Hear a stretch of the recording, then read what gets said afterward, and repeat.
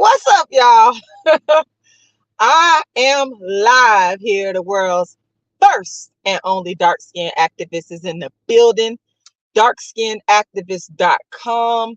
Once again, darkskinactivist.com. You guys can go there and download a free ebook copy of my book entitled Darkism: 25 Ways Dark Skinned People Are Discriminated Against. Um, for those of y'all that don't know, I am the reason anybody on YouTube, anybody on social media is talking about colorism, dark skin, light skin, dark skin. I started the blueprint with the very first colorism channel to hit social media that started way back in 2010, went viral back in 2015 for calling out Kendrick Lamar's darkism, was made Donkey of the Day by Charlemagne and Breakfast Club for being a dark skin activist and put the whole thing on the map. So I'm here to call out darkism, to speak on darkism, and I got a special treat for y'all today. I have a special treat. Now, my guest, she will be coming on here in a few minutes. I will be opening up the live stream to her, and it is going to be all about her. So I am not going to be cammed up.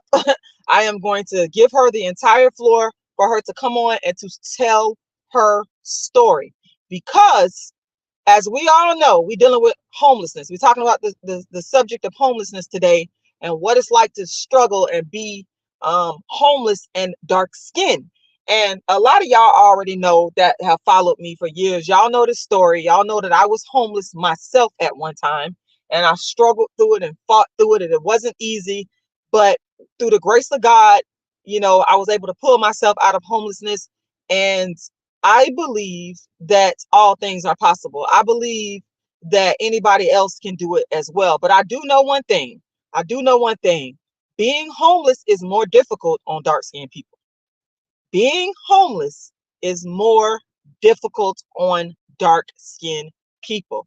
We face the most discrimination, and I believe that we face the most stringent uphill battle to get out of homelessness, okay, because we're dark skinned, and nothing is going to ever be handled or handed to us on a silver platter.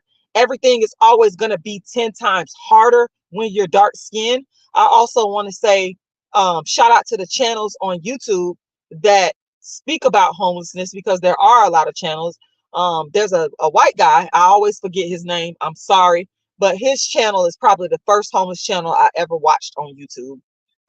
He wears glasses, and I think he himself was homeless. And then there's soft, what is it, soft white underbelly, that's what it's called. His channel is a homeless channel.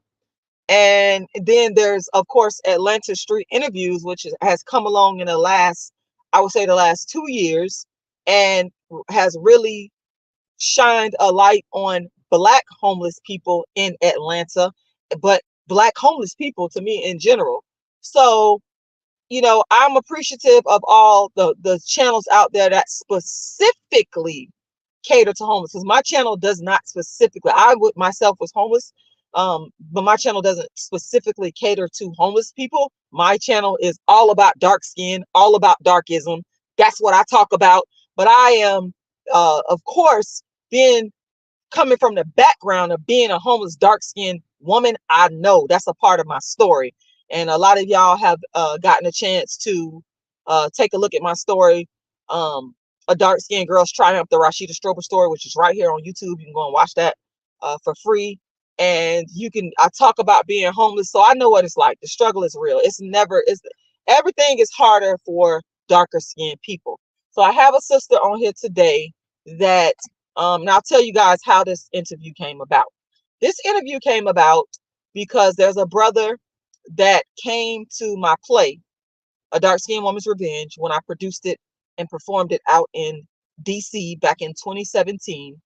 A brother, his name is Keith, he attended my play in 2017, and he's been following me for years, and we have kept in contact via social media for a very long time.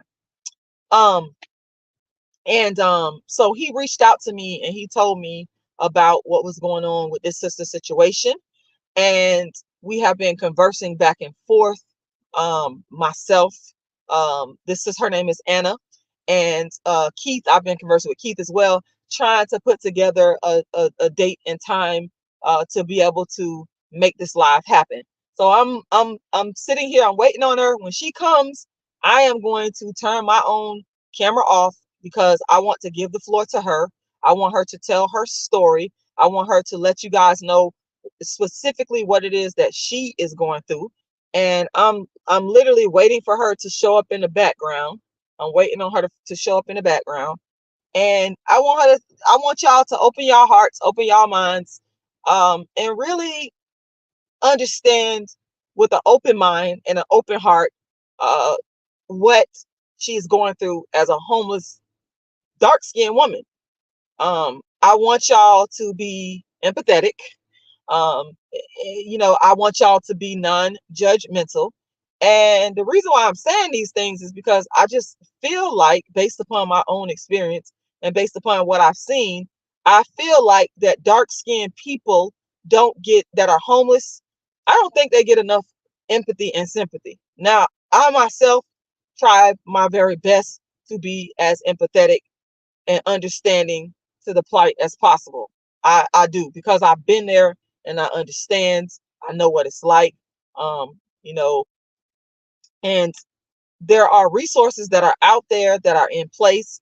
And if you guys know of any resources based on what you hear when the sister comes on here, I'm just looking at the background here um to see when she arrives. But if you guys know of any resources that can help her, by all means, put that information in the chat.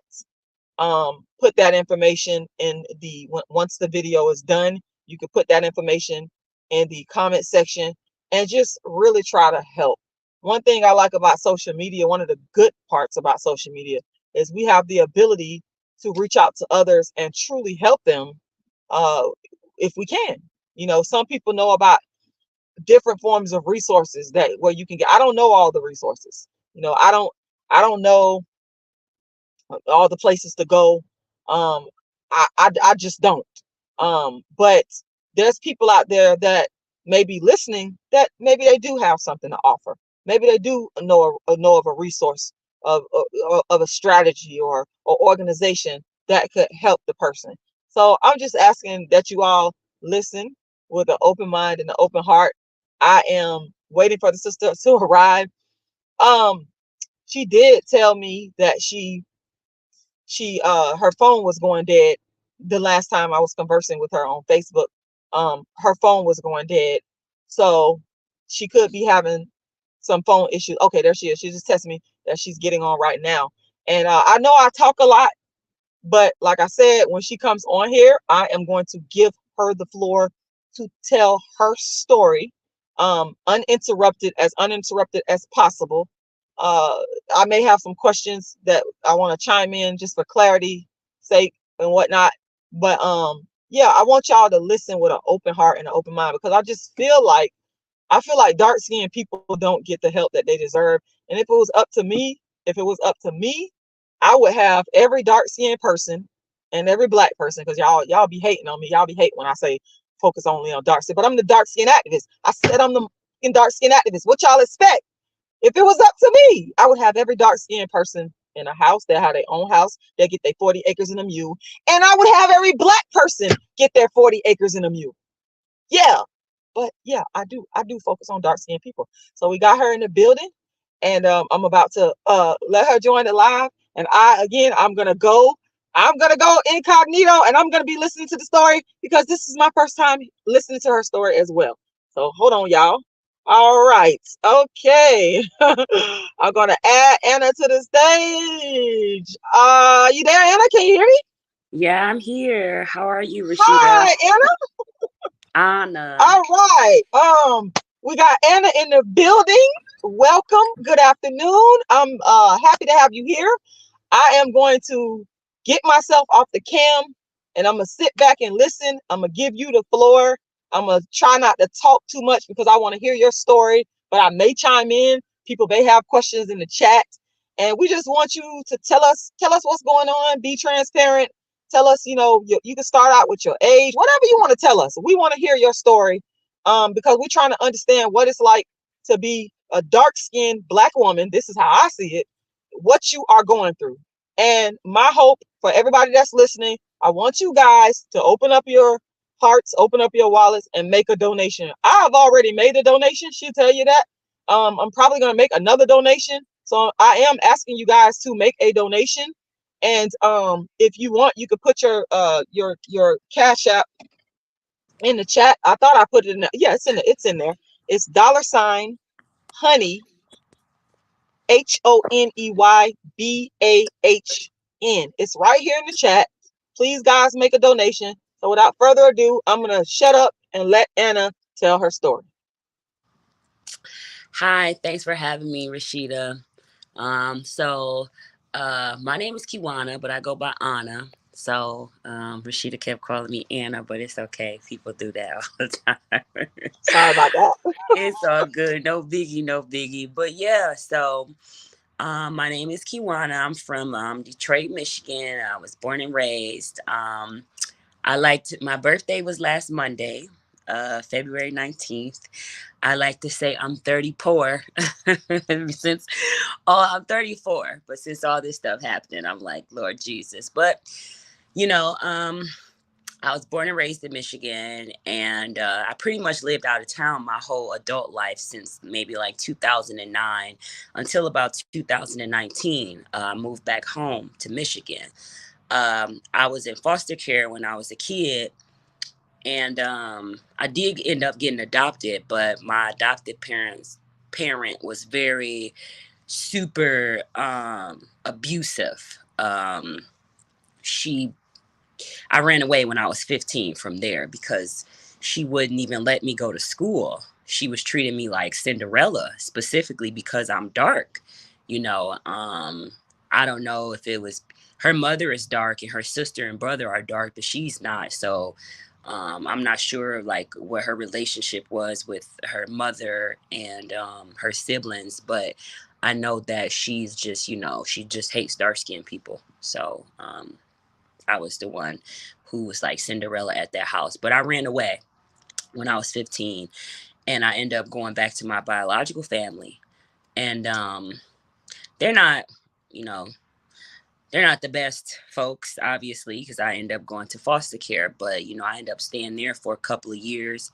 Well, maybe for a couple of months, honestly, before I ended up going back to my adopted mom because I didn't have any, stuff to go to school. I didn't have my birth certificate and all that kind of stuff. And, it just didn't work out with her. She just was very abusive. She never helped me out. I had like 7 pair of underwear when I was 14 and her daughter had like 300 pair. So, I faced a lot of challenges, you know, in my, because of my skin color, like being a foster kid and stuff. So, I ran away from there.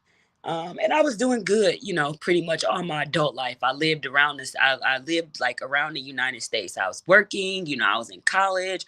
I ended up moving to Missouri with one of my best friends from high school. He ended up having a daughter down there and he wanted to be closer to her.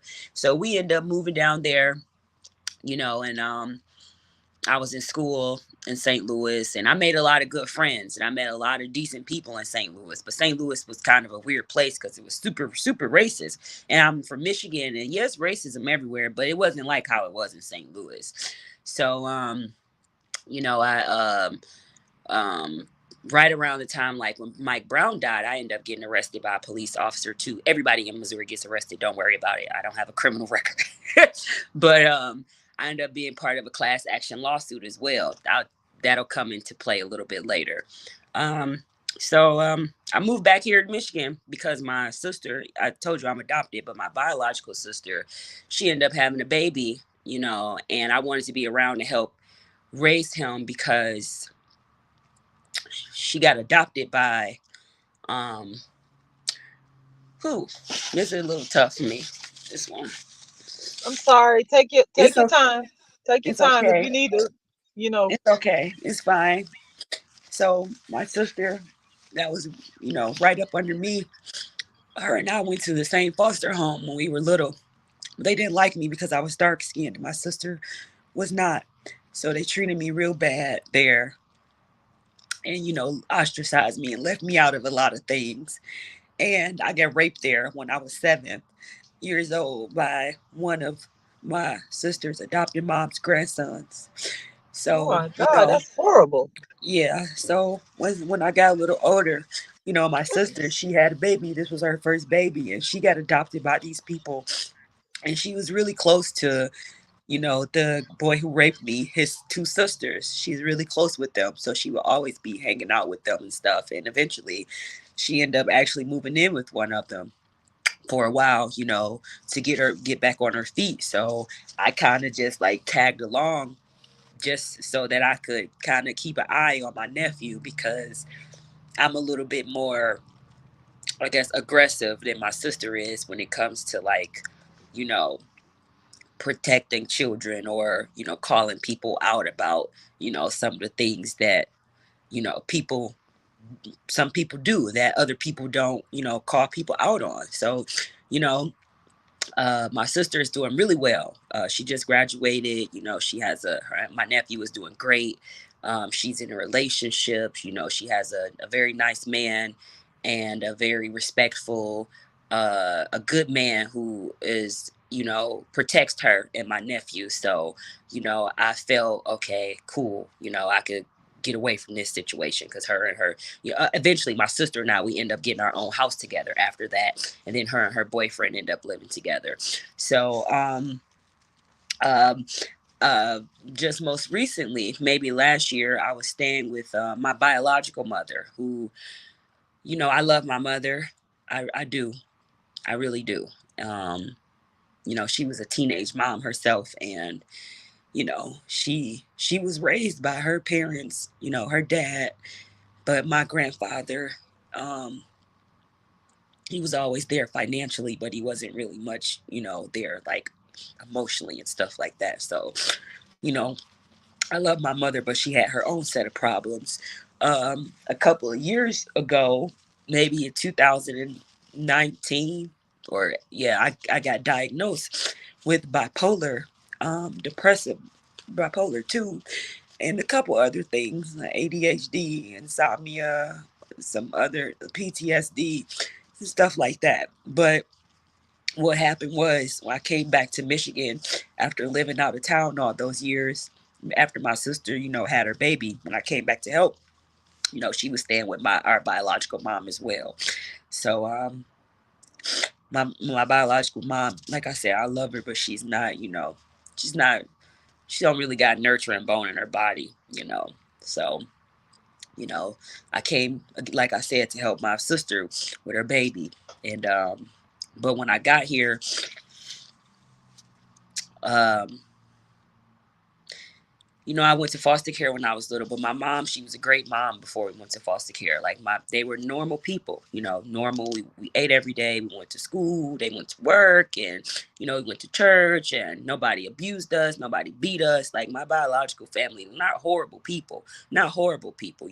Way better than the people in foster care and an adoptive system, but they just were not, nurturing, caring people. They just, I don't know. They just didn't have that in them, I suppose. But they never like abused us or anything. So, but when I came back, like I said, in 2018 or 19, and I went to stay with my mom, she had two other children, my two younger sisters, who were like the second group of kids she had. She already had four before, who went to foster care, but then when we were in foster care, she had two more. So, when I never had any bad memories of my mother.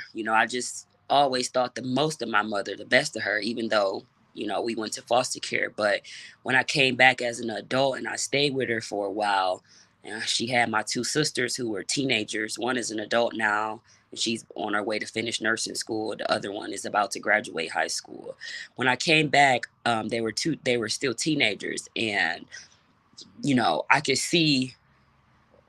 see how neglectful she was, and it kind of, opened up something inside of me. And I kind of had like a nervous breakdown. She would, I just saw how she wouldn't feed my sisters, and she was always, like chasing behind, like guys or something. Like, she had this crazy boyfriend who had just got out of prison, and Anyway, I ended up getting bit by one of his pit bulls because that's another story.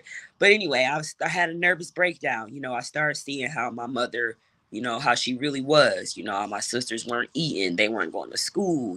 So it kind of like opened up like a floodgate of memories that I guess I had not, accessed since I was 7 years old. And I started crying every day. I couldn't eat, I couldn't sleep, I couldn't function. I ended up going to the doctor, and they ended up diagnosing me with bipolar depression. And I was in denial for a long time about that, and then I kind of finally accepted it. But as this thing has went on and progressed, I realized that most of all the women that I know who have been diagnosed with like bipolar depression have all been victims of like narcissistic mothers and, child sexual abuse, and like fathers who were present but absent, the way that, they weren't present the way that they should have been. So, you know, um, fast forward, to now, or a couple months ago, I was living with my mom again. Um, um, Last year in 2023 for a couple of months. I stayed with her, maybe like during the summer till about October. And, we were all planning on like staying together, just getting us a big old house, just staying together. My mom, me, and my sisters, so we could save some money and, just save money.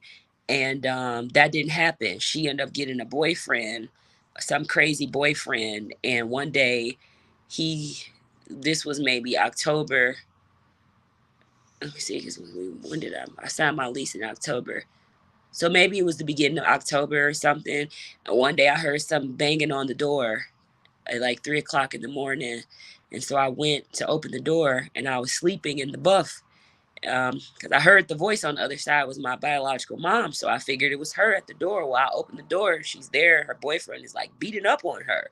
So, I'm in shock. I just woke up out of my sleep. I'm not dressed. I don't have any clothes on. So I kind of stepped back in the house to gather myself. And by the time I got back to the front of the house, he was in the house at this time and like snatching my mom's braids out. So, I couldn't really I couldn't let that just happen, him snatching my mom's braids out. So I just asked him to leave, and he wouldn't leave. So I maced him, and he left.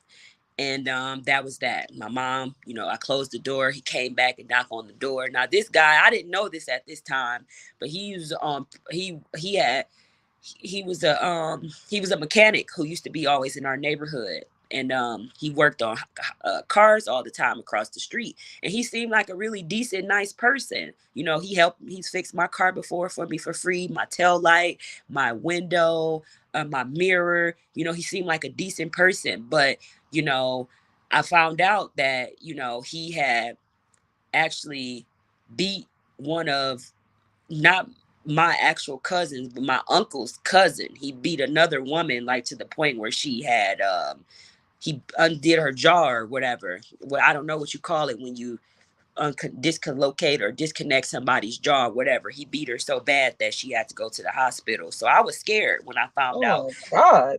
Yeah, he had an ankle Goodness. bracelet on too. And I didn't know any of this before this. I found this out once after I maced him. Um, he had an ankle bracelet on, an ankle monitor on, because he had shot one of his neighbors. And that was the reason why he was always in our neighborhood, because he was not allowed to go back to his own neighborhood, because he shot one of his neighbors for whatever reason. I'm not really sure. So I was really afraid, so um then my mom, she started back talking to him. She let him come back over to the house. And I was afraid. I couldn't sleep at night. I would hear noises at night, and I would think he was maybe trying to like burn the house down with me in it. You know what I'm saying? So I was really afraid, and it was messing with my PTSD real bad. So I said, "Oh, I gotta move up out of here." So I did. I found me a house. I had met some a man. Um, I met a man while I was just randomly out.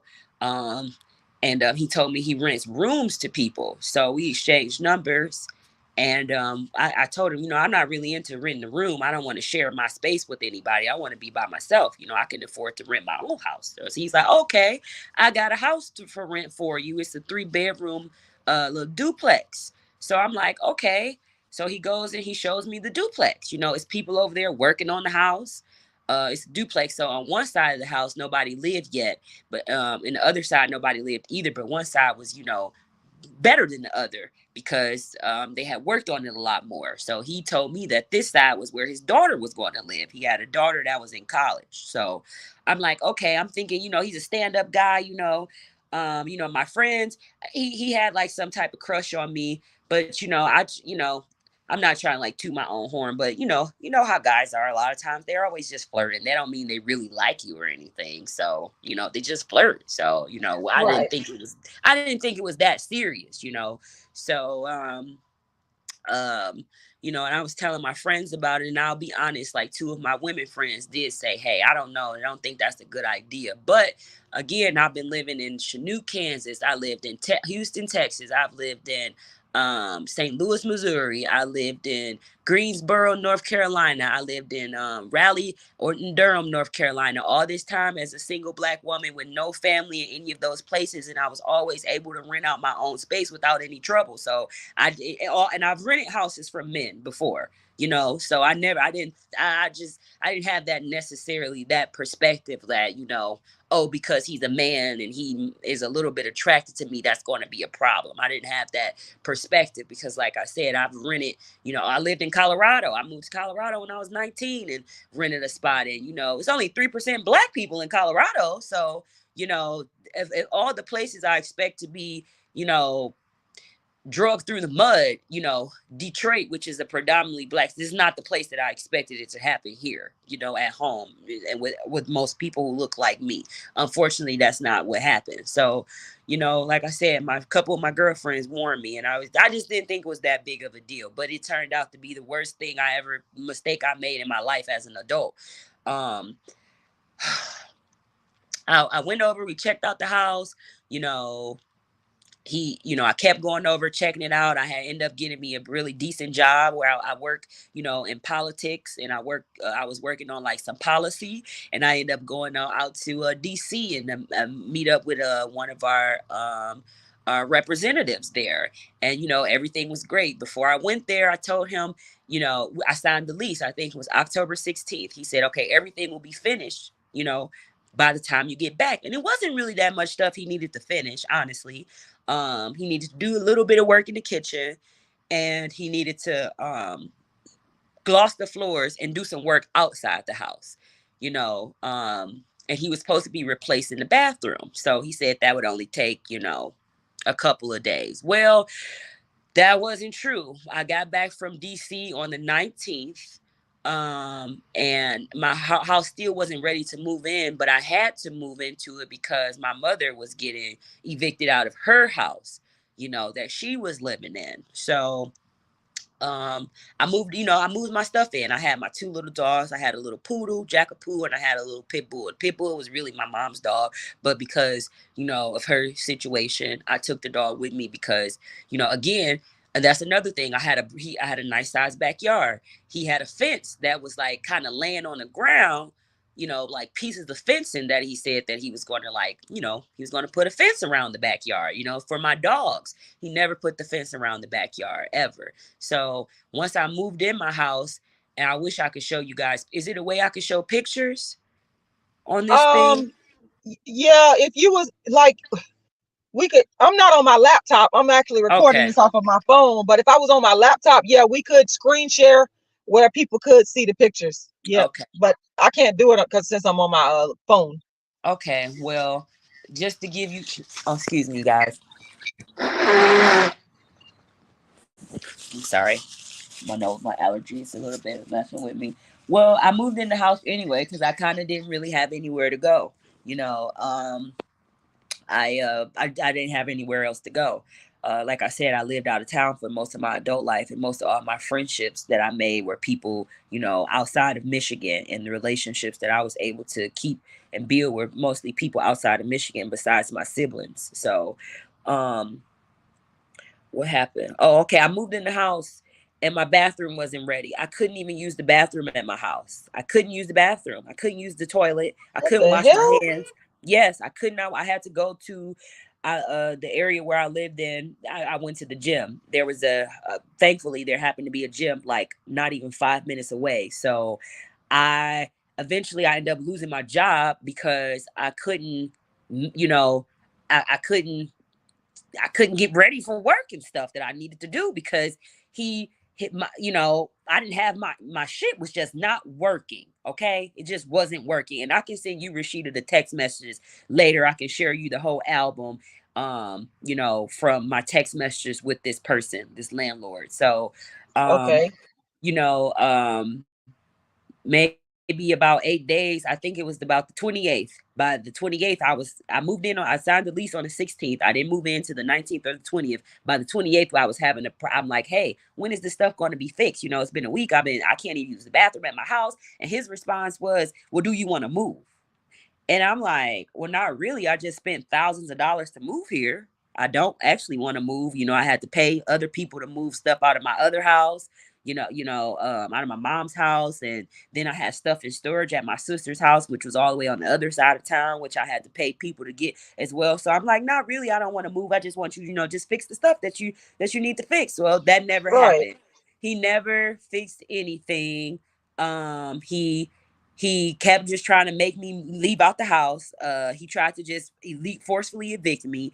I said, well, I'll leave if you give me my money back that I paid to move in, like my first month rent and my security deposit, which was around $2,000. I said, I'll move if you give me my stuff back. He's like, I'm not giving you that. I'll And give I'm you sorry like to cut you off. I just want to understand, how long were you living in here at I, this I up only to this point? I well 8 days at this point. Eight Eight days. days? I'll send you the text message. Yes, 8 days. It was Wow. the October 28th. Yes, and I signed the lease October 16th, moved in October 19th or 20th. So by October 28th, he was basically, asking me, instead of when I asked him to fix stuff, his response was, well, you could just move, kind of like, well, do you want to move? Like, instead of, yeah, sure, I'm sorry about that, or I'll come fix you. You know what I mean? And I'm So sorry, how long was your lease? Your original my lease lease? was a year lease. And let me get this right. So you hadn't been you gave him $2,000 total to move in. He was supposed Mm-hmm. to have certain things fixed and ready before you moved in. Your lease was a year long, and you Mm-hmm. had only been there for about 8 days, and he hadn't fixed the things. And his response to you asking him to fix the things was, "Do you want to move out?" Yes, exactly. Pretty much. That's Y'all, this is AC Walker just said. I'm looking at the comments. This is insane. I agree. It's completely no. insane. Yes. So that's exactly what happened. So again, I didn't have and now at this point I only had electricity because again, um my water wasn't working. Now the water was working before I came, like before I moved in, but once I moved in, there's no water, and it was only electricity, no gas either. So, oh, that's another thing. Now because this was a house, a duplex instead of an apartment, um something about meter. I don't know anything about meters, okay? I'm gonna just be 100% honest. I have no idea about how meters on houses work. I know they're supposed to, count how much like gas or electricity or something that you use, but I don't know. I just assume that they come on the house. Okay. So there's one meter on this house. Um, once I move in, I'm like, so what's going on with like the utilities? Are we going to switch them in my name or whatever? He's like, yeah, you can switch them in your name or whatever. I'm like, well, what about the gas? And he's like, well, you have to get a meter put on the house. I'm like, I have to get a meter put on the house. I was like, well, I wish you would have told me that before I moved in because I wouldn't have moved in because I never had to move in the house and get a meter put on the house. I just never experienced that before. And he like, yeah, that's what you got to do. And I'm like, I don't know. I Wait don't a think minute. so. Let me ask you another question. Was putting a meter in a part of the original lease contract? No, him and I never had any conversation about the meter ever until I moved in and I asked him, okay, about switching the utilities over to my name. And his response was, well, you also got to get a meter put in the house. And I was like, I never had to do that before. Why would I have to get a meter put on the house? Like when you own a house, that sounds like something that a homeowner would do, not a renter. Why would I? And just in my personal experience, I don't really, I mean, I see abandoned houses all the time, but or houses that people don't live in, and I think it's meters on them. I don't think they just take the meter off just because nobody lives there. I could be wrong, but I don't know. But that's just my personal experience. So, Yeah, he told me I had to get the meter put on the house after I moved in the house. So, I should have did my due diligence, but I just didn't know that. I didn't know that But that the was but something the that meter issue wasn't in the official contract. the meter That's the issue whole never thing. came up ever It's until not it's not in the contract. So no. you can't go back and put something there that was not originally there, that y'all didn't agree to with y'all signatures on a contract. That's the issue. Well, beyond that, I end up looking for some help. Okay, so let me move back. So, 8 days. Do you want to move? I'm like, no. So I'm trying to give him an opportunity to do what he wants to do. Do what he needs to do, but he's not really doing that. He has this contractor, this guy named Greg, who's supposed to be fixing this. He keep telling me Greg is coming over XYZ time or date. Greg won't show up XYZ time or date, and I will be at home waiting for Greg, and he wouldn't happen. Or I would leave my dog locked in her cage, my big dog, and my little dog too, because I didn't want them to hurt her by mistake, while they were working, and nobody ever came. And I don't like to leave my dogs locked in a cage. They're free house dogs. They relax, they chill. And my big dog, she's like my protection around my house. So that'll come into play a little bit later as well. So he just never did the work he was supposed to do. Kept saying he was coming to do it. They would come and do at little tiny things. So by this time, I'm reaching out to other people in my network who have more experience with renting houses and legal stuff. And I'm just reaching out to other people, just trying to put some feelers out, like, yeah, I don't think this is going to work out, blase please. So then he says he can give me my money back. He said he only give me $1,200 back. I said, no, that's not enough. You got to give me all my money. He came literally to my house. He said he brought the $1,200. I don't know. I was upstairs on my computer. I told him, just put it in my mailbox slot and then I'll get my stuff packed up and leave. And I really meant that. I didn't mean, I was going to take the money from him and just stay, because it made no sense. I didn't have any hot water. At this point, I had water, but no hot water, no gas, just electricity and cold water. So it made no point. It was no purpose of me to stay there. So I started, renting out little, I started having to go to hotel rooms because it was, my house was like, it was like not having a house. You know what I mean? I couldn't eat there. Right. I couldn't cook there. It was unsanitary because there was no hot water. So, it became a big problem for me. But I would leave my dogs there sometimes, because sometimes hotel rooms, they charge a little bit more if you have animals with you. Sometimes they'll charge you like a flat rate. Sometimes they'll charge you like a per day fee. So, I would go get me a hotel room for a couple days, come back home, play with my dogs during the day, kind of chill out, and then leave them there, throughout the night. And, just do that kind of over and over again. So, what happened? Um, it all kind of just, oh, it all just kind of came to a head. He just started threatening me, and just talk. Also, through all of this, he was sexually harassing me. Now, again, um, as a woman, I'm often sexually harassed. To the point where if I said something about it every time it happened, I would probably be talking for a long time. You know what I mean? Just being totally honest. Right. Uh, yeah, serious, just being totally honest. So, I start reaching out to legal, like social workers and resources and stuff, because again, I'm bipolar as well. So this kind of started like, fucking with my sanity. So, and I was trying Right. to stay, I have been doing really good. I haven't been sick, so I started reaching out to, like, social workers and this person and that person. So they put me in contact with these lawyers. Um, and the lawyers, they didn't take my case at first. They just said, let me know when something else happened. Just let me know. Keep in contact. So that's what I would do. Every time something happened, I would reach out to these lawyers. They call Lakeshore Legal Aid, and it's in Michigan, and it's free lawyers for people who haven't, especially if you have landlord tenant problems. They really Yes, I've good. heard of that type of legal help. Yep. Yeah, they're really good with helping with that kind of stuff. So if make sure, wherever you are, if you have any landlord tenant problems, just always look for like some legal aid, and you can possibly find some help, especially if they do you real dirty. So You know, like I said, they didn't take my case at first, but the real reason that they actually end up taking my case, I'm gonna be honest with y'all, he killed my dog. He poisoned my dog. What? That little dog that I'm on the picture with, he poisoned her. Right.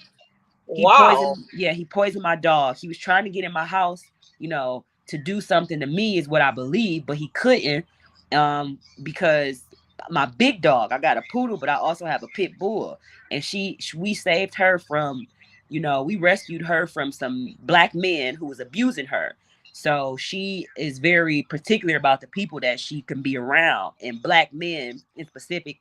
She don't like dark skinned black men. I'm sorry, that's just the way she is. But that's because, yeah, No. that's because she was abused by them. So Yeah, yeah, I understand. she don't like I them. understand.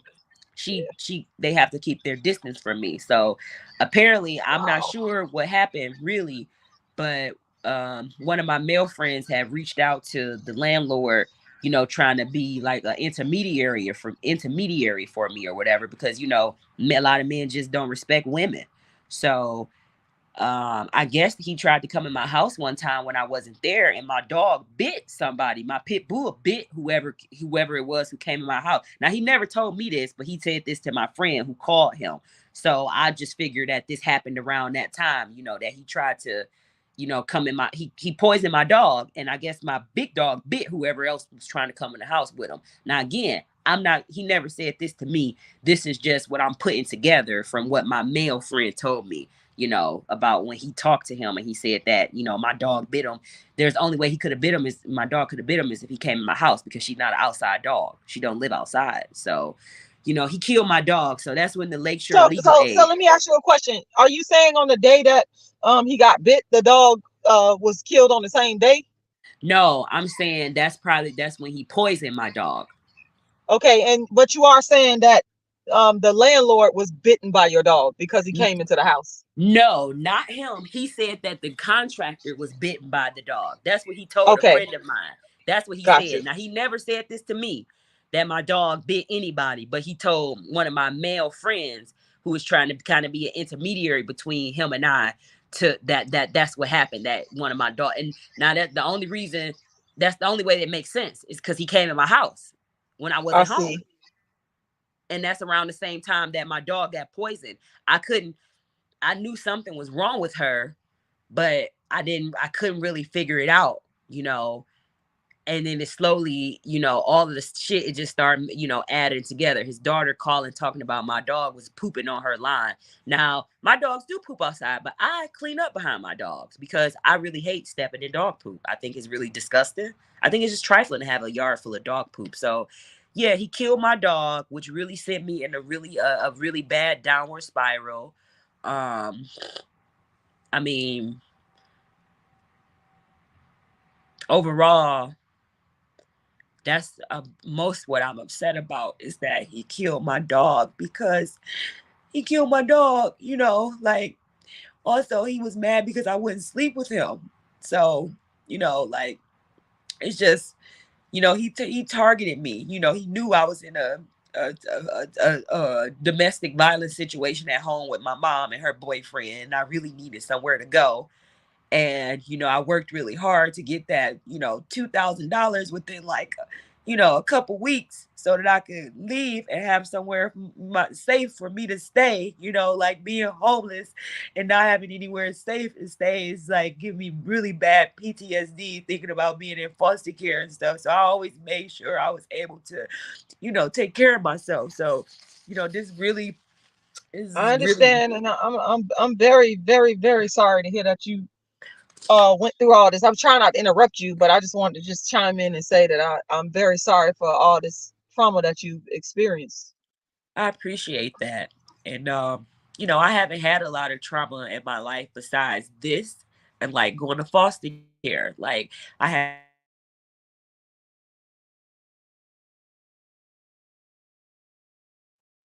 I think she might have cut out there, but okay, there you go. yeah, I'm Okay, here. Can you hear me? I'm sorry, you guys. I'm sorry. no I had a problem. We can phone hear call you. coming in. But yeah, you know, I haven't had a lot of, you know, like trauma or drama in my life since I was, you know, able to like be responsible for myself, you know, like foster care Right. and being adopted and stuff was like enough trauma and enough drama for me. You know, I don't have any children. You know, I just work for the most part. I just work and, you know, play with my nephews and, you know, I that's it. Like I don't, you know, like I try to keep my life is as drama free as possible, you know. So I just really feel like he targeted me. You know, not only I'm a dark skinned black woman, you know, nobody cares about us. You know, they think we're all Right. mean and we have Exactly. an attitude and we're aggressive and we deserve it. And you And know we what I are mean? Like, disposable. I understand. yeah, yeah, we're disposable. Like I know that because that's why I got raped when I was in foster care because they left me at home. You know, they left me at home and took all the other kids and they left me at home with them because they didn't want to take me because they didn't like me because I was dark skinned, you know? So, you know, that shit is I real. Like understand.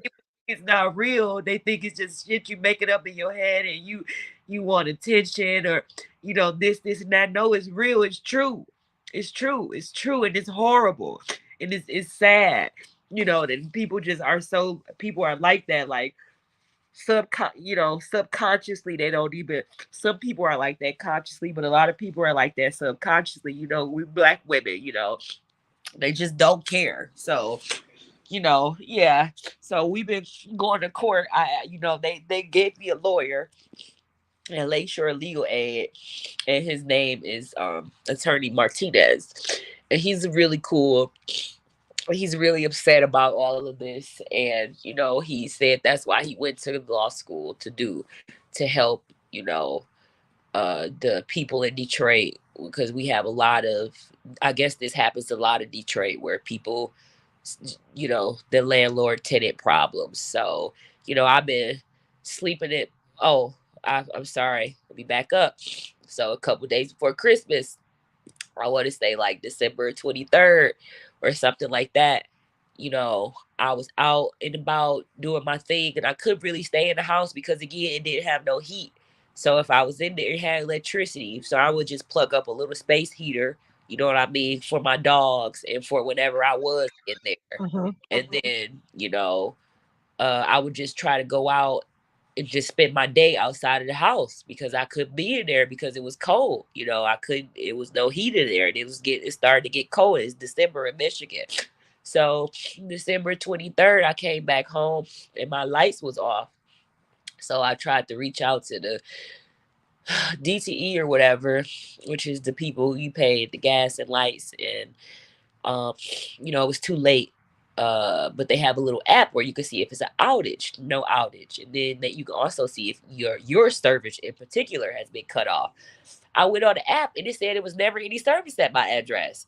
So when I get in contact with DTE in the morning, they basically tell me that uh whoever the people was who owned the house listed the house as vacant. Um and that the utilities basically are on illegally and that's why they got cut off. So he had the electricity and I mean I guess his daughter had, you know, gas and hot water, you know, on the other side, but all of it was hooked up illegally. So I couldn't even get it cut. Wow. Yeah, I couldn't even get it cut back on Crazy. illegally. Yeah, I couldn't even get it cut back on illegally because they was doing a fraud investigation. I mean legally because they was doing a fraud investigation against him. You know, they said it was not me that they was holding responsible for it, but they still couldn't cut it back on. So that was December 23rd. So I kind of went, you know, I think I went to my great aunt's house, which is my great grandma's daughter.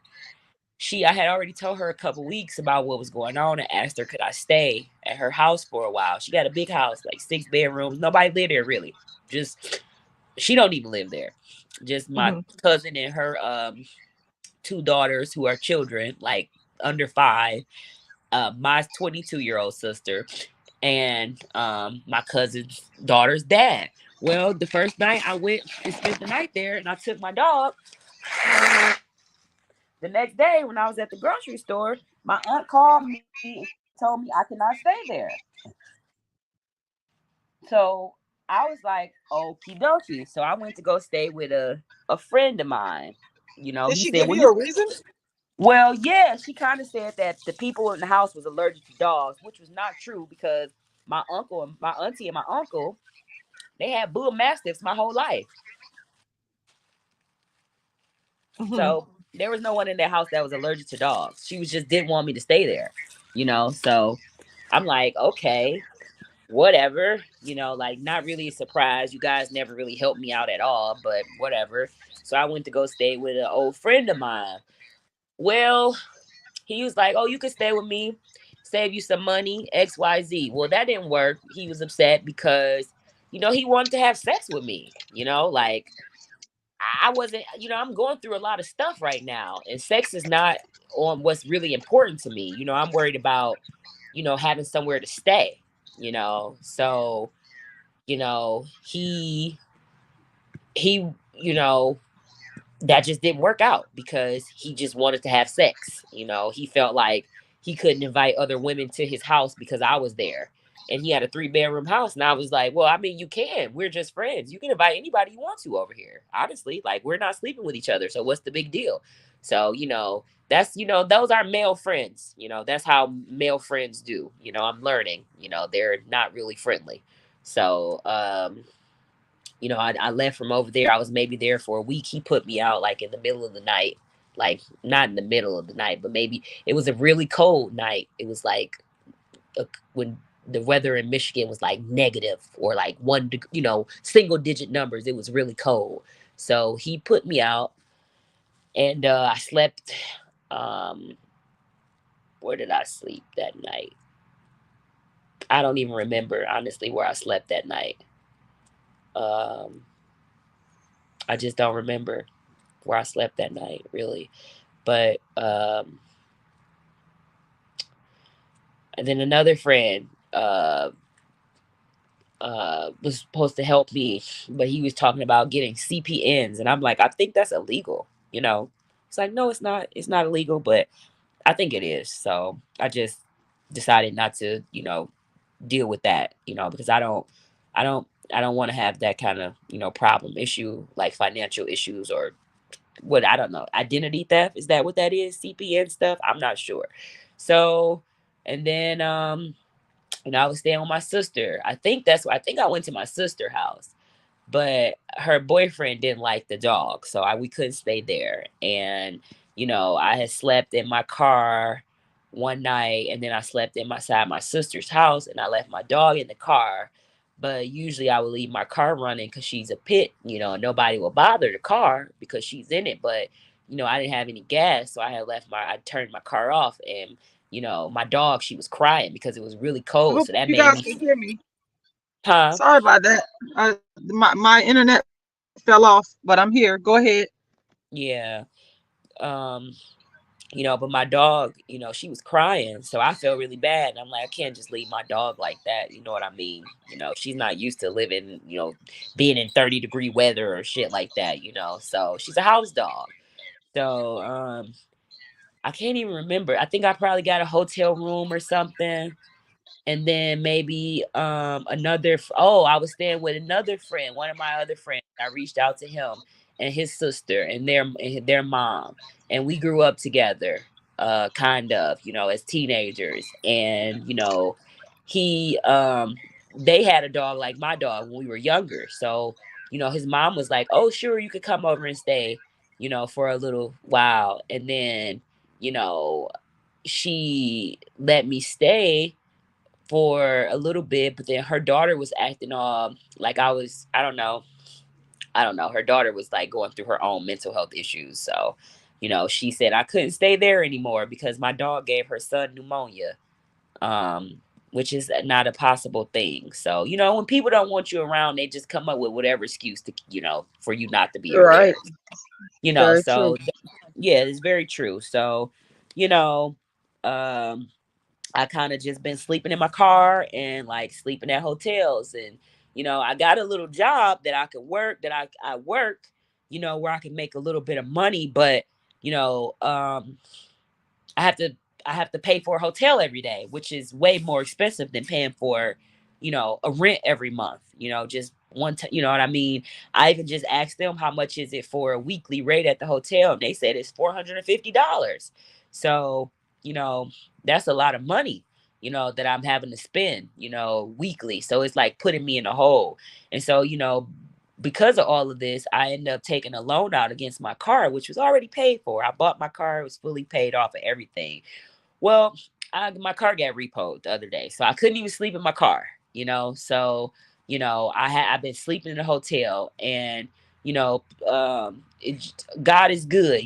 One of my girlfriends sent me a couple of dollars, to you know um try to get my car out of repo. It was only $400 at first, but then when I went back to check, they raised the price up to $1,000. So I haven't even been able to work, really. I've been working a little bit, but without my car, it's hard for me to get around back and forth and to pay for Ubers to get back to my to the office, to turn in my paperwork, to get paid. So, I just really been I've been really struggling, and you know, I find it hard to ask people for help a lot. But, ever since this been going on, I've been asking everybody for help who I can ask. And, I hate to say it, but women have been the most helpful. They have been helpful for me, and the men have just been really trying to, see what they could get up out of me. One of my co-workers helped me to get a hotel room. Well, he was trying to help me get an Airbnb one night, so he gave me about $30 towards it. He was going through a lot of rough stuff himself with his children. One his wife, she stole his children and took them out of town, and one of his children ended up getting molested. So, him and Oh my I, we God. kind of, yeah, so we kind of Horrible. yeah, very horrible. So, we kind of both was just, crying to each other, because we was going through tough stuff. But even with all of that, he still, bought a bottle of liquor to my, I don't even drink alcohol. He bought a whole bottle of liquor to my hotel room and was trying to sleep with me. So, like, it's really rough trying to get help, especially just trying to get help. It seems like most, the only help I can get, my friends, I'm really grateful. But because, though I have like mental health issues, I'm diagnosed with bipolar and, XYZ, I can't get a lot of help, like through government agencies because I don't have any children, or because I'm not, I'm not in the like a manic bipolar phase where I'm, hurting people or being aggressive, or, it's like I don't Hmm. have enough problems to get any help, basically, even though I don't have anybody to help me. Like my grandfather has money too. He has money. He's helping my mom, but he won't help me, he's the reason I went to foster care. Besides, my great grandmother told my grandfather to drop us off at the police station, and that's been my life ever fucking since. So, and I don't, I'm not entitled to help from anybody or from any people. My life and my childhood and foster care made me just want to be real self-sufficient and self-reliant, and I have been that for most of my life. But this man, he came and upended my life, and all I wanted to do was rent a house. All I wanted to do was pay him rent, but he want to have sex with me and be upset because I won't sleep with him, and he poisons my dog, and just ruining my life. Just really putting me through hell for nothing, all for nothing.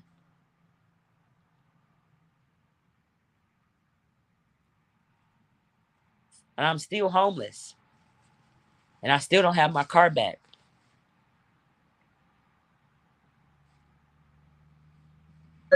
Because I was listening to you guys. Could you say your cash app again? Because can you hear me? Can you hear me? Yeah, I can hear you. Can you say your cash app again? Because I'm encouraging everybody to make a donation. I think you all should donate. I think you all should help this sister. We all need help, and that's just what it is. For me, I'm not the type of person that really needs to hear a lot about what's going on to help somebody. I'll just be like, okay. But this is kind of different. You're on here telling your story and sharing with what dark skinned people, females go through. And I think that it is very important for us to help. So if you would please let the people know what your Cash App is. Yes, my Cash App is Honey Bun. It's $HoneyBahn.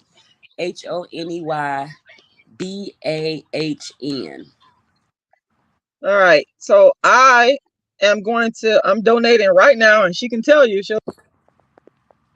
Yeah, Rashida has donated to me. One of my friends, Keith, had put me in contact with Rashida. All right. So and Anna can confirm this. I just made $100 donation. You can look on your Cash App. Can Yes. somebody match that? Can I get somebody to match that $100?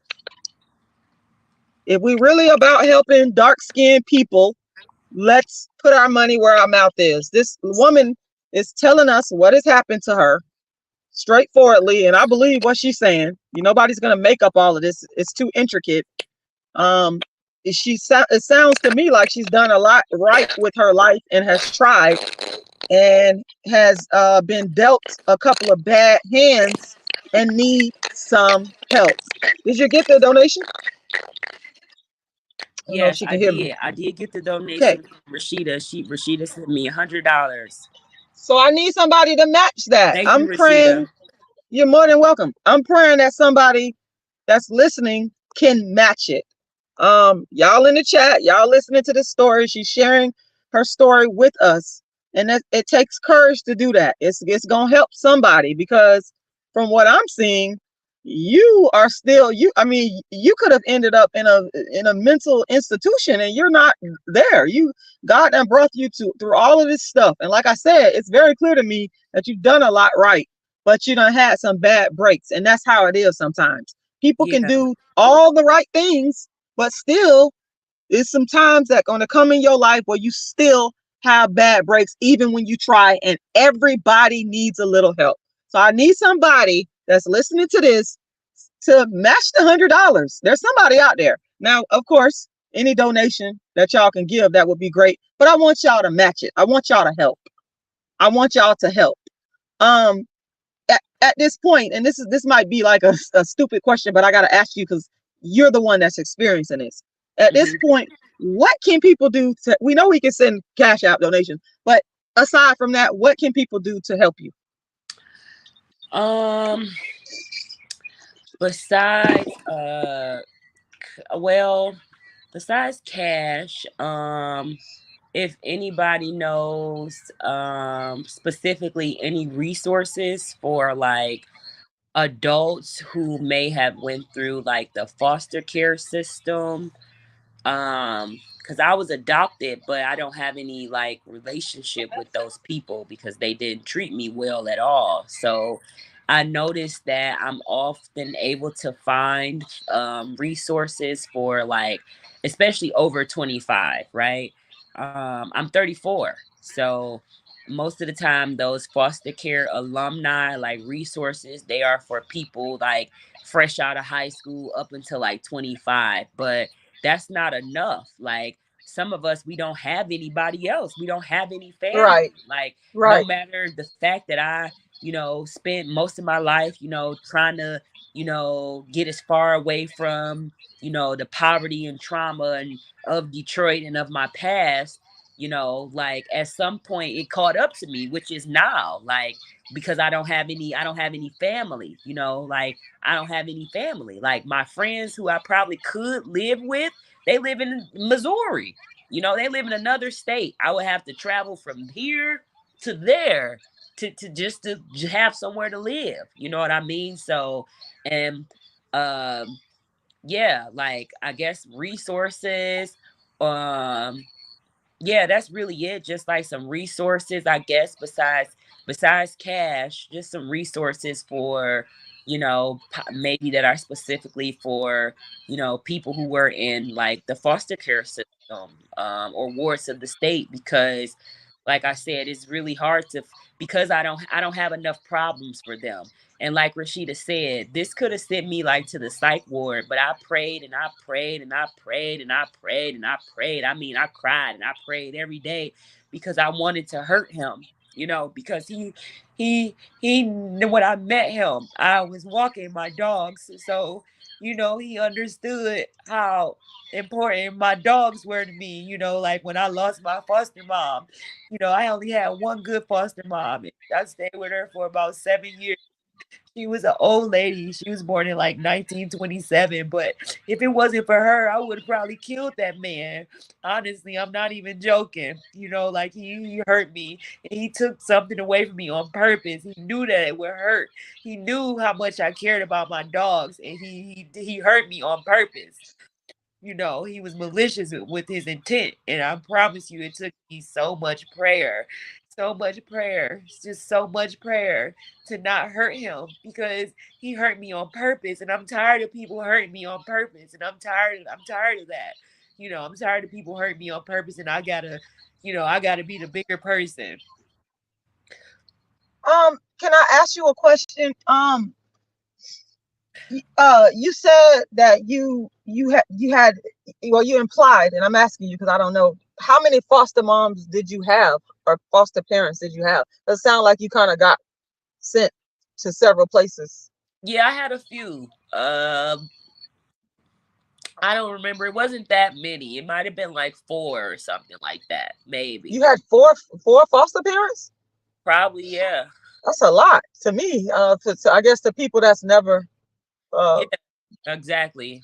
what was that like having four different homes going into four different? And before you tell us that, will you please say your cash out? Because I think you need to kind of keep saying it so My people cash can app know that go my, donate. my cash app is $ HONEYBAHN. And it's gonna be a picture of me with like a little scarf on and I'll be smiling like this with no teeth. So You got on a red shirt on there, right? yeah, it's a red shirt. Yeah. Okay. And say your cash out one more time. It's $HONEYBAHN. Okay, thank you. So Thank you. yeah, tell us what is that like to have to go to See, different he do homes like make that? that man do all that. And that's the problem right there. That's always the problem, whoever that is in the comments. But I'm going to ignore that because he's probably trolling. Um, we could tell. I could tell people every day what I didn't do to this man. That I paid him $2,000 to live in his house, and I paid him money. And you're asking what did I do to make him do all that? I didn't have sex with him. That's what I did because I don't have to have sex with anybody that I don't want to have sex with. I never led him on to believe that we were going to be in a relationship, anything like that. Nothing like that I ever did, ever, not one time. You know, I may have been nice and kind to him, but I've never said anything remotely sexual or romantic or that would imply that we would ever have a sexual or romantic relationship together. You know, Right. he started talking to me about, you know, I'm talking to him about houses. He talking to me about marriage and children and him wanting another son. And he's 60 years old. I'm 34. Why would I want to Hmm. have a baby with a 60-year-old man? Hmm. 34, I don't have any children. Why would I do that? Why would I wait until I was 34 to have a baby by a senior citizen? Hmm. That doesn't make sense. Or to marry a 60-year-old man. There's nothing wrong with people who want to be in age gap relationships, but I'm not interested in that at all. So I understand. yeah, but anyway, um uh uh um what was I saying? Oh, foster care. Well, you know, honestly, I'm gonna be honest with you. I only been to one bad foster home. That's where I got raped when I was 7. Hmm. They were dirty. They had roaches. You know, I had never lived in a house with roaches before. They were all fat and overweight. They were Hmm. just different from the people that I was used to being around. Uh, yeah, they ate fast food all the time, and they were just not like my family. You know, and How did you get placed in that particular home? I don't know. My sister and I both went to that foster home, but they end up adopting her. But they didn't like me. But even beyond that, my sister was lighter than me, and she always lied on me and said that I hurt her or I pushed her or something, because she at her young age she was even able to understand that they didn't like me, or maybe she didn't understand it like that, but she was able to conceptualize that a way for her to get attention from them was to say that I did something negative to her. Mm-hmm. So, my sister, I don't blame her. She's little. She just wanted some attention, I guess. Yeah. I was And I'm 7. sorry, how many brothers and sisters do you have total? Biologically, my mother has 6 children, and 4 of us went to foster care. The first Four. 4. The first four went to foster care, and the other three stayed with The other who? 2. I'm Um, sorry, the other two. well, when my oldest little sister was born, she ended up living with one of my cousins, who's a nurse, and who has 4 of her own children. Um, but I'm not really sure what happened. But they made it like my mother kidnapped her from her, because she's when your kids go to foster care, if you have kids, they don't usually let you keep them. Mm-hmm. So, that's what happened with my 20-something-year-old sister. But my baby sister, I mean, my mom raised her. I mean, I helped raise her. Mm-hmm. Well, um, but and then my baby sister, those two just never been to foster care. So, um, yeah, they've always been, I guess, semi raised by my mom and whoever was around. And if you can answer this question if you feel comfortable, but I wanted to ask you, what was the reason? Do you know the reason that you all ended up in foster care, that you were taken away from your mom? Well, we weren't taken away. I told you, my grandfather dropped us off at the police station That's what I'm saying. Like, what was the underlying reason behind that? because my grandmother told him to. If my grandmother would have told him to take us to my other grandmother's house, he would have took us to my other grandmother's house. I guess, Mm-hmm. they were caught paging my mother and could not get in contact with her. So, I've spoken to the elder people in my family about this, and my grandmother um, told me basically that we had just left from over her house for like the weekend, and that my grandfather called basically and asked, could we come to his house? And my grandmother said, well, I'm not sure, you got to talk to their mom, you know. And I guess they talked, and my granddaddy, we went to my granddaddy's house. This is what my granddad's ex-wife, and my mother's mother told me. So Mm-hmm. I just know what they say. But also too, they're lying. A lot of what they're saying, they're trying to protect themselves as well. They all feel guilty, about us going to foster care, so they carry that around, and they, want to make themselves good as well. So Right. And what I don't understand is, like, when your grandfather dropped you off to the police station, how did that culminate into ending up in the foster care system? Like, did your mom, like, what happened between kids being off dropped off at the police station and ending up in foster care? well, if you drop kids off at the police station, that's where they going to foster care. Because That's what that I'm saying. After that time, what did your mom do after that? Like, when she was at the police, y'all was at the police station. What did she do, or do you even know? Because you sounds like you was a little kid. Maybe you I, don't know. I don't know. I know she didn't come and get us. I know that. Wow. I know we stayed in foster care, and we had like visits with my mother and stuff like that. And then I guess apparently she just stopped showing up one day. Um and from there on it was, she pretty much decided that she didn't want to be a mom. I went and got the paperwork Mm. um, from the foster care agency or adoption agency, whatever, so I could read it, because I was in denial. Like, my mother would never do that. Why would my mother leave me and not come back? Like, Right. that's crazy. Of course, I didn't believe that. And you know, that was my problem. I was in denial about that for a long time, you know, but Mm. being around her as an adult is just, you know, more poignant, you know, like doesn't want to be a mother, you know, like, and like I said, I love my mom. I don't hate her. You know, she was raised, you know, I'm bipolar, so I'm gonna assume she has some type of mental illness as well. The mental Hmm. illness our mother has is narcissism. I know a lot of people talk about narcissists all the time, but it's hard. Real narcissism is not as frequent as people think. And you know, my mother, she honestly, she doesn't. You know, she. I love my mother. That's all I'm gonna say. And I pray for her as well, that she gets well in her heart.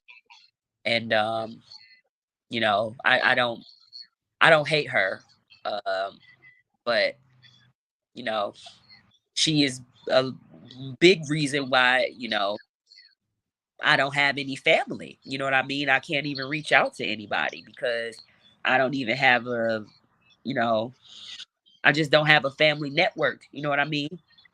I understand. And even the people who I kind of grew up with in foster care, who, you know, whose parents, whose parents might have helped raise me or whatever, like I'm not really part of their family. So yeah, I'm not really part of anybody's family, so nobody really wants to help me because it's like, oh, your family won't help you, and why should we help you? I don't fucking have any family. Like my family dropped me off at the police station when I was 7, and that was that. I'm 34 and I never really recovered from that, you know. Right. So from 7 to the age of 7 up until 18, what age did you age out? No, I got adopted when I was 13 by a horrible person. She adopted a lot of children. To be honest, um, I'm trying to see what I can do about her, even as far as like filing a lawsuit against the state or against the foster care agency, because they told me I can't sue the state of Michigan. But you know, I was the only one of her children who kind of got away, like, I hate to say it, but like unscathed. Like I was the first person she adopted, but I ran away when I was 15 because she was super, super abusive. And I had never experienced anything like that in my life.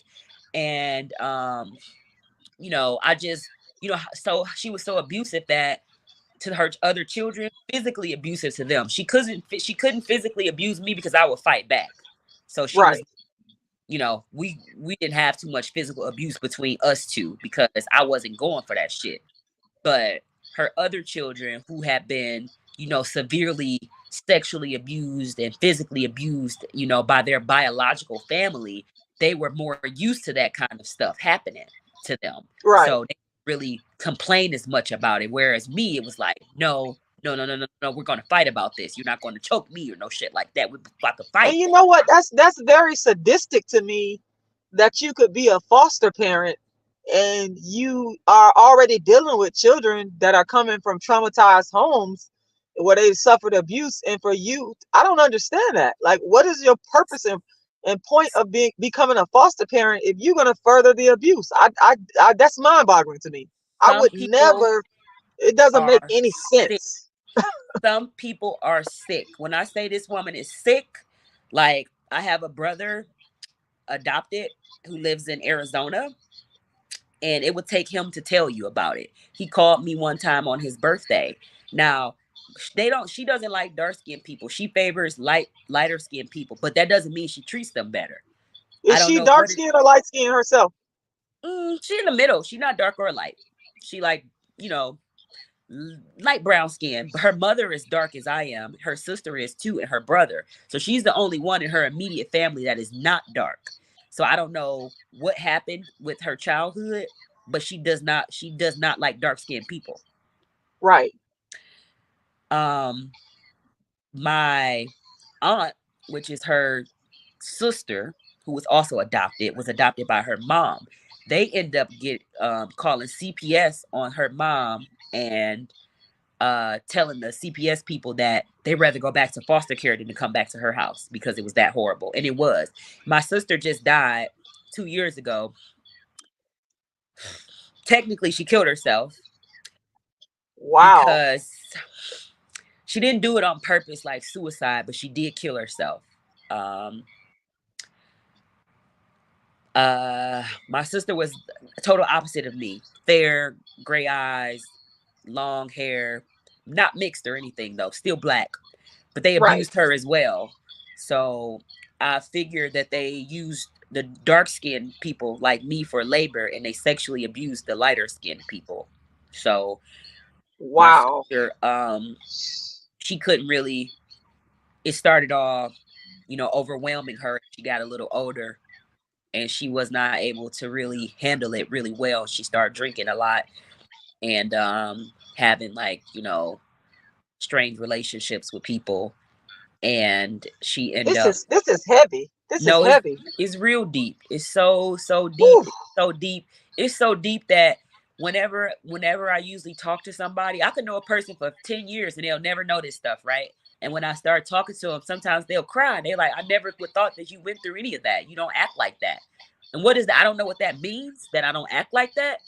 I mean, I understand, I think what they're trying to say, because I have met other kids in foster care, or as we grew up, I've met children who I've been in foster care with, and you can tell that something really fucked up happened to them.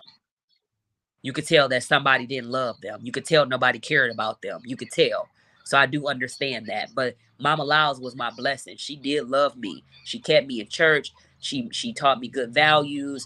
She never mistreated me. She never let anybody else abuse me. So and neither did my family. They never abused me either as well when I was there. So I will give them that. They did instill in me good habits and cleanliness and going to reading and going to school and all of that stuff, speaking my mind and standing up for myself. So I did learn good things from my foster mom and my biological family as well. But yeah, this shit is deep. This is But real but deep. not the one that was abusive. You're not Oh talking about no. her. Oh hell Yeah. no, I'm not talking Okay. about her. Oh hell no. I have nothing Let good me to ask say you another about her. question. Um, I don't know how much you know about this, but I'm going to ask you. How do you think that the abusive foster mom slipped through the cracks to be allowed to adopt the Oh, I know kids? how. That's another thing I don't get. Well, we could talk about that all day, but and you might think I'm exaggerating or people might not believe me, but that's because foster care is full of child sexual abuse, and it's like a sex trafficking ring. I figured that out. I didn't know about sex trafficking, when I was in foster care and stuff like that. But as I got older and I got out of foster care and I sat and I thought about a lot of the things that happened, it's a sex trafficking thing. The lady who adopted me, she had a friend who lived like, maybe an hour outside of where we lived, right? And she adopted kids too and had foster kids. Same thing with her. She preferred mixed kids or lighter kids or something like that. But she had a little boy. My brother, he's about 25 now. And this is the real reason why I'm trying to sue the foster care agency and her. Oh, it's really because of him. He's so fucked up. When I say he fucked up, I mean he fucked up and it's not his fault. When he was a little boy, he was normal. He might have affected from some of the abuse that he been through, but he was normal. I mean, Right. a happy, laughy kid, even to the point where his body was like, not to be weird or nothing, but he was very muscular even as a child. Like he was like his. I dated a guy whose mother was an Olympic runner. He was like almost like he was born with like a Herculean body or something like that. He was real like athletic even as a child. As a 4-year-old, I'm saying he had a 6-pack, muscles on his whole body. That's just how he looked, right? So he was physically very healthy, born that way. I'm not sure how his parents, whatever happened to make him that way. But yeah, he was a little tank, okay? And he was a normal kid. He had been abused, but he was a normal kid. He was happy, XYZ. Well, they and there's this doctor. I'm gonna say his name too. I don't even care. His name was Dr. Stephen Glickfield here in Michigan, in West Bloomfield, Michigan, which is like a suburb. We ended up moving to the burbs, but we was from Detroit. Anyway, she would dose this boy up with so much medicine. When I say I can't even think of all the names of the medicine. Seroquel, Risperidone, Benadryl, just all type of medicine to the point where now he's not, he doesn't, he has to have a guardian through the state, right? He was not developmentally delayed as a child. He didn't come into foster care developmentally delayed at all. That doctor that doctor would just prescribe her any kind of drugs she wanted, and she would just give them to all of the kids that she wanted to give them to. Again, she couldn't do this to me because I was not that kind of kid. I was not from that background. So she couldn't do me the way she could do them, which is why a lot of my brothers still, look up to me and revere me, because I protected them a lot of times from her, because she's just an evil person. But yeah, it's deep. Child foster care is a lot of foster care is child sex trafficking. She got that little boy from out there, wherever in Utica or Eureka, wherever he lived. She brought him to her house, and her daughter started molesting him, raping him since he was like 4 years old. Me and her daughter the same age. She 34 as well, and he about 20. He about 20. We 34, so he probably 23. So it's a sex trafficking thing. It's child sex trafficking, and they don't care. The foster people, they don't care. Even they don't care. We had 2 therapists, right, at one time. Both of these were people that came or referred to us through the foster care people, right? We don't know these people from nowhere. Do you know she ingratiated these therapists into her life? One of them, she got beating the shit out of her kids. The other one, she kind of got some type of weird relation. Nobody is there to oversee foster care. Nobody is paying attention. Nobody cares. All they want is that fucking money. All they want is that money. This is very sadistic. It is just listening to this. It is very sadistic, and it's people that don't know about foster care, it's hard to understand. Like, why would you take a child that's coming from an environment that you are claiming that is so bad for them and put them in the worst environment? It doesn't make logical sense. Like, this is mind-boggling to me. I'm listening to you. I'm just like trying to wrap my head around it, and even more, I'm trying to wrap my head around why would these so-called foster parents do this. I don't understand. Sadistic, evil. It's completely insane. I don't know if you heard about the white lady. What's her name? Ruby Frank. That's her name. You talked about the therapist. Her and her therapist, I believe they just got sentenced for abusing her children. Ruby Frank is a white lady that was a huge YouTuber, and she ended up going to jail for if you go like the law and crime and type in her name, they got a lot of stuff about her on there. And she had a therapist, I think her name is Jody, that's her first name, and they were saying that Jody, the therapist, and the mom, they got together, started working together, abusing the kids. Yes, that's what they do. This is it's real sickening to me. This is what they tried to look. So again, because I'm not sure if you may have picked up on a little bit of my personality, but I don't really let people hurt me if I can get away with, if I can help it. I will stand up. Well, that's understandable. Given what you've been through, that's understandable. Yeah, so that's the way I am. But the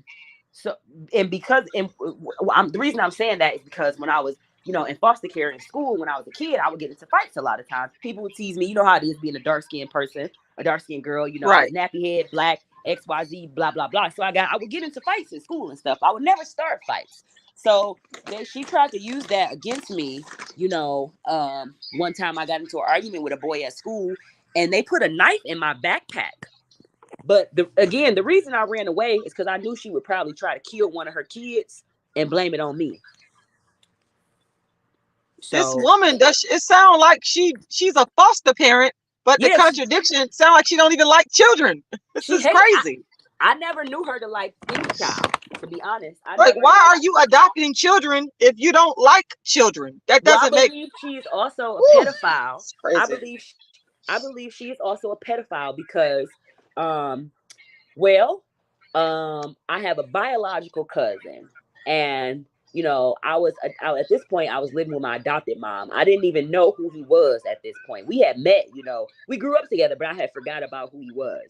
Anyway, my adopted mom, before she started adopting kids, she drove a school bus. She didn't have no money. She just drove a school bus. we lived in the hood, like on 7 Mile and Van Dyke. After she started adopting kids, we moved to the burbs because she had, that's how many kids she had. We had a big, like, 5-bedroom house, 2-car garage. We lived, you know what I'm saying? We all in the burbs around all white people and shit, which I hated. But anyway, she was driving the school bus before, you know, she made adopting kids her, like, her career. And uh at, uh, at this point I'm like 14 or 13, but when she was driving the school bus, but I guess she was driving it a little bit before that. So my cousin and I, his name is Donovan. He actually just brought me to help me make some money the other day, about $150. But he he used to ride her school bus. Now this is what he's telling me as an adult, right? Now she kind of confirmed some of it too as well. Because I didn't know that they knew each other, because I didn't even know who he was. Again, he my biological cousin, but I didn't know who he was because, you know, he rode her school bus. And I didn't ride her school bus. So anyway, long story short, my cousin Donovan told me that he thinks she was a pedophile because she was trying to groom him. I'm like, what do you mean by that? He was like, no, she used to just always be talking to me weird and like offer me snacks. And one time she tried to give me some money, and that was the last time, you know, and I told my parents, and they took me off the school bus or something. Whatever happened, he didn't have to deal with her no more. So, you know, I wouldn't be surprised if she was a pedophile. You know what I mean? None Right. of my little brothers have said that, but her daughter, who is my same age, has, two of my little brothers have come to me in confidence and told me that she has been molesting them or having sex with them since they were about, one of my brothers since he was maybe about 4, and the other one since he was maybe about the same age. Wow. So yeah, and And also you she said has when it comes, friends. She's got friends who have kids and they do the same thing. She had this one Howard and Ghani. That's her sister's in-laws, right? That's here in Detroit, Michigan. They had these two little kids. They was dark skinned too. Their name was Kiera and Demario. Super cute little chocolate kids. Oh my God, cutest, cutest, cutest kids. That Howard man was molesting them. I think he was molesting both of them. Then somehow or another, my adopted mama was able to finagle it to where those kids left from her sister's in-laws house and went to one of her friends' house, where this crazy bitch named Vanessa was beating the shit out of those kids. So I don't know oh what's my going on in the God. foster care system. I have no clue, but I'm trying to break it open. Like, that's another thing I'm trying to do. I'm trying. That's another reason I'm still here in Michigan. When I heard about Larry Nasser and how he was able to be held responsible for molesting those girls at University of Michigan and all those Olympic girls, that's when I kind of felt some hope. Like, well, maybe I can hold this lady and the foster care people responsible for what happened to me and the rest of my siblings. So you know, I'm trying to keep my, keep, I'm trying not to lose my fucking mind, literally Right. every day. You know, I'm trying not to lose my mind. I'm trying to help my brother out. He got 2 kids. You know, she left him over in Arizona. See, this what happened. Maybe some people on here who can speak to this. We live in Michigan, right? My adopted mama ended up moving all her adopted kids out to Arizona. Whatever happened in Arizona needs to happen in Michigan, because she wasn't able to abuse those kids in Arizona to the point where she had to move back here. She's so manipulative. She convinced like 3 of her friends to all go to move 4 adult. These are adult people with college degrees. One of the lady worked at Hmm. IBM. The other person, he was a therapist. So she don't even have no college degree. I don't even know if she finished high school. But whatever it is, she can manipulate people real good and get them to do what she wants them to do. She convinced Hmm. multiple grown adults to move all the way to Arizona because of whatever she thought was going on in Arizona as far as foster care wise, right? But whatever is going on in Arizona, they monitor foster kids and adopted kids really, really well. So she wasn't able to abuse Ah. them. Yeah, because in Michigan, you can have this money, right? Where you can say, I want somebody to come over my house and take care of my kids or whatever. And the government, they'll give you a check, right? Or they'll give a person a check. But you can have them give it to whatever person you wanted to. So it could be your daughter. So that's how her and her kids was making money. They would have all these people coming. They would have supposedly be, you know, doing X, Y, and Z for these kids, but they was never doing that. They was just collecting a check. So her kids, was living good off of that. Like we Hmm.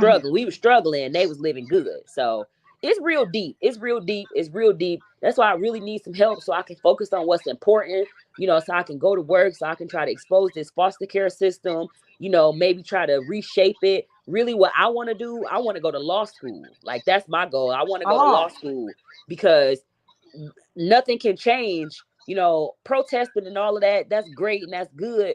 But it's nothing is going to change for us at the bottom of the totem pole, especially us dark skinned Black people. Nobody cares about us, especially the women. Nobody cares. right. Have Nobody you gone cares. to college? Have you Yeah, I what's need 16 more credits to graduate. for your Uh, bachelor's? no, not for my bachelor's, for my associate's degree, but I'm working on my bachelor's on accounting already. So I think I need like 30 more credits for that. So yeah, I'm working on it. Okay, so you're gonna need your bachelor's degree Oh, I know and that. then your LSAT. Yeah, I I'm know. talking about the law school track.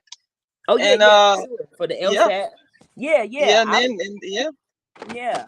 I'm, you know, I've been through a lot, but I'm not gonna say, I hate when people say like I'm not a victim or something, because yeah, you are. You're a victim of what happened to you. That don't make you you know, people try to make being a victim like it's the worst, like it's a you problem, when really the problem is that somebody did something to you, right. you They don't know. want you to be a victim because they don't want to acknowledge their victim is what they've done to victimize you. That's why. Yes, exactly. So I hate when I hear that people talking about, well, I'm not a victim and you victimized. I am a victim. I'm a victim of a lot of stuff. That doesn't mean I can't be victorious, but I'm a victim of Right, the foster care system. I'm a victim of narcissistic mother, you know, and an absent father who didn't care, you know, that they were having sex and making a baby who was going to have to deal with the consequences or the lack of exactly. the choices that they made, you know, for me.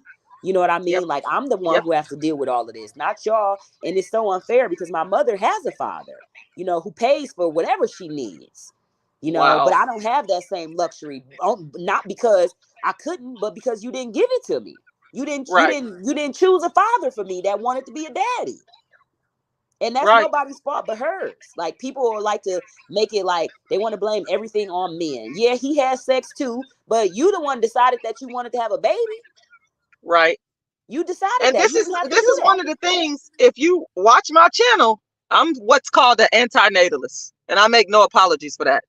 Uh, An that anti who? just I'm an antinatalist, and that just means we believe that by procreating, you are bringing harm to the people that you procreate.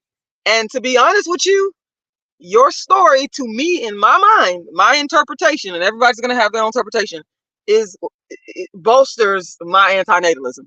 It just does. And you can Mm-hmm. do your own research on antinatalism. You know, maybe you'll understand what I'm saying. But exactly what you just said in the hour or so that we've been talking proves my point regarding antinatalism, regarding the fact that there's a lot of people out here that will have children and will not give a damn about what is going to happen to them and the suffering that they're going to have to endure, and the fact that darker skinned people will suffer worse. And that is why I'm gonna be an antinatalist until the day I die. Until Mm-hmm. somebody comes up with a better solution, I will remain antinatalist. I Yeah, I want to mean, ask you, you said you wanted to possibly take legal action. Have you looked into who you would sue? I think you was about to get into that. Is it the organization that you would sue, or is it the foster parent? Who would you file a uh, lawsuit against? it would be the foster parent and the organization. I have reached out to some lawyers.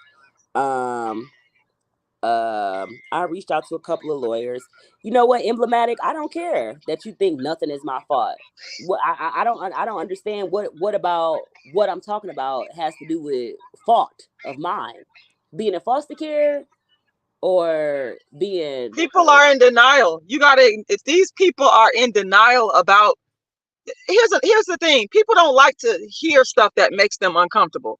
You know what? This is You know this what? is You your are so story. right, Rashida. You are so right. Because whenever I'm gonna tell you, I'm gonna give you a real good example about this. I used to always talk about sexual abuse and rape and stuff on my Facebook, right?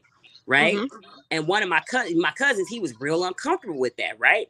So unfortunately, his daughter ended up getting molested by my uncle / his cousin or something like that, right? And he came to me after that, and he said, "You know what? I am so sorry. I'm so sorry that I said the stuff that I said to you, you know, and that I was making you feel uncomfortable, but you was just trying to spread awareness about what could happen and what it looked like." I'm like, yeah, and you instead of you listening to me. And but especially about men. Men hate to hear that another man sexually assaulted somebody because they just feel like that is not possible. They feel like men do not do that. They think it does not happen because they don't do it. They don't think other men rape people or sexually abuse people It happens. specifically. It happens. Yeah, it happens It all the happens. time. The whole point, I just want to say this to Emblematic. The whole point of this interview is for her to come on here and tell her story. That's why y'all here listening. That the title clearly It's says nothing for she's about to tell her Emblematic to story. believe anyway, because it's nothing for you to Crazy. believe, Emblematic. Either you believe I went to foster care and was raped as a child and abandoned by my parents and my family, or you believe that or you don't, or you believe that my landlord wanted to have sex with me and was upset because I wouldn't sleep with him and poisoned my dog. Why is that my fault? So it is my fault because I paid him $2,000 to live in his house. Yes, that's my fault.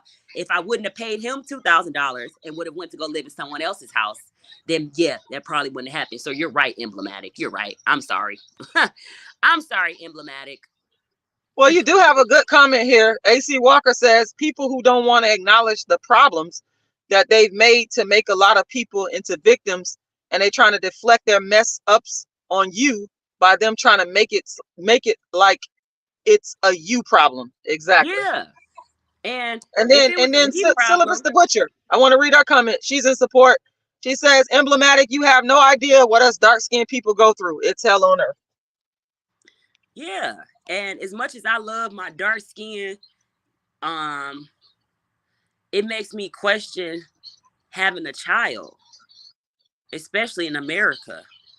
Like if I don't move to Senegal or something, I would never have a baby, especially if, I have a baby and that my child turned out to be dark skinned, because soon as the people respect turn their backs, then everybody else turn their backs. Like Yep. once your mom and dad turns their back on you, everybody else turns their back on you as well. It's true. They feel like if your parents don't value you, how can I value you? Which is ridiculous. Fuck them if they don't value me. Why does your value of me have to be conflated with their value of me? What does that have to do with anything? Right. I wanna go back to what you were saying about the things you've done to take potential legal action against, because I'm kind of interested in that. I actually think that you should pursue that, because I'm just like listening to you speak. It makes me angry to hear that these people would do this to already vulnerable children. That pisses me off. So what legal actions have you taken? Like, tell us a little bit about that and what's been the outcome, because maybe we Well, can get that going again. yeah, okay. That's what I would like more than anything. It's not, and that's not about me. That's to help other kids coming behind me. So I have reached out to different lawyers. Like I said, I saw that lawyer who was for the University of Michigan. So I reached out to a couple lawyers, and a couple of them were kind of scared. They said that we cannot sue the state of Michigan per se because they have immunity. So I should probably look more into suing the adoption agencies, the foster care agencies, and my adopted mom. So and I have been compiling, like witnesses, like list of witnesses and things like that. And also been talking to my brother, who's also adopted by her, who lives in Arizona. And yeah, just talking with him because all of my other siblings, they like brainwashed by her and like scared of her and stuff like that. So, they won't, for the most part, speak against her because they're scared of her. They're really definitely afraid of her, so, and I don't blame them for all the stuff she's done to them, but I'm not afraid of her.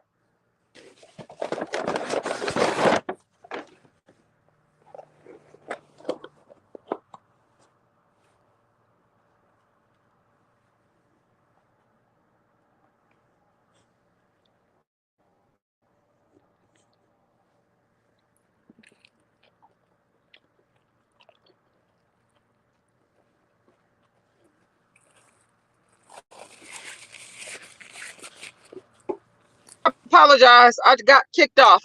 But we may have to, when I get some more time, we may have to do a part 2 to this.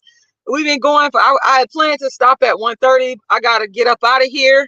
But what I Okay. will say is, one of the things that I think you should do, because I got cut off when you were talking about the legal part, is to go back and keep revisiting opening up a case. The reason why I'm saying this is because I myself have spearheaded 3 very successful lawsuits, and I got knocked down many times, and I kept coming back.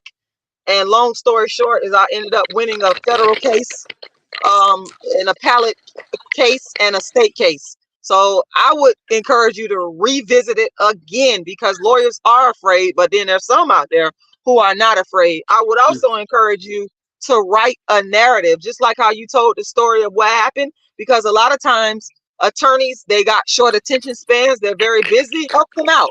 Write a narrative of exactly what happened, all the gritty details, all the gory details. And if they got a human bone in their body, they gonna be moved and touched by that and go, hey, maybe we need to do something about this. Because I don't think the statute of limitations, I don't know what it is, I'm not a lawyer, but my guess is that the statute of limitations doesn't expire on abuse. So write a narrative up and go back and represent that to some lawyers, because I know it's a lawyer out there that'll take the case. And even if you have to go file the case yourself, you can do that.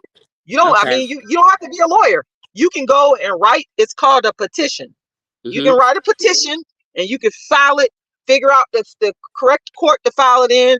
I don't know if it's federal court. I don't know what the jurisdiction is, but that can be figured out. And you can file a case against these people. Okay. I have a person that I could put you in touch with. I don't know, he's very busy, but shout out to Greg, GDC Naps. He's a pro se, meaning he represents himself. He's a very brilliant guy, knows how to put together cases for pro se litigants. So he's a person that you can consult with about this to see what you can do and move forward with that. But I just want to say to you also, before I end this, I am very empathetic towards you. I feel very bad for what you're going through. I pray to God that you are able to pull everything together. You obviously got some good things going for you. You got a good head on your shoulder. You've had some bad breaks in life, but to me, a person that could sit there and save up $2,000, get their own apartment, and then have somebody come along and scam them. I mean, the fact that you saved up the money shows that you have the discipline, you have the wherewithal. It's just you need some help. Everybody needs some help. I mean, I watch Dr. Phil. I see Dr. Phil help out of control white kids all the time. You're not out of control, obviously, but I'm just making a point. But that's the darkism. That's my point. So I'm asking, so I'm asking people in closing I made $100 donation. I'm not saying that to brag at all. That's not why I'm saying it. I'm saying it because I'm asking someone to match that, because I want her and Anna to be able to raise, I said your name wrong, Anna, to be able to raise as much money as possible to help her to get on her feet. You have a woman, I'm going to say this as well. She is not running around here. To me, I think it's a good thing, with a lot of children from multiple men. She has been responsible. She just needs some help. And I think that we as Black people should step up to the plate and help. So I'm asking everybody that hears this video to please make a donation. Also to share the video so that people can hear her story. And I also want you to share whatever contact information that you are comfortable with for people that may want to get in contact with you. Like if you want to share your social media, your email, that's up to you. Whatever you want to share, please share it along with your Cash App one more time. Okay. My social media is Anna, ANA, takes, TAKES, audacious, AUDACIOUS, accountability, ACCOUNTABILTY, accountability. However you spell accountability, I'm sorry. There's no tricks though, but it's Anna Takes Audacious Accountability. That's my Facebook. That's good. You just reach me out on Facebook. If anybody wants to reach out to me on Facebook, they can send me a message there and we can move forward from there. So just send me a message on Messenger. or yeah, on Facebook. And yeah, that's how anybody could reach out to me. Also, if anybody has any like Rashida was saying, anybody has any more like legal resources for like the pro se stuff, so that I can try to move forward with this case against my adopted mother and the foster care agency or whatever, I would appreciate that as well. And again, my cash app is $HONEYBAHN.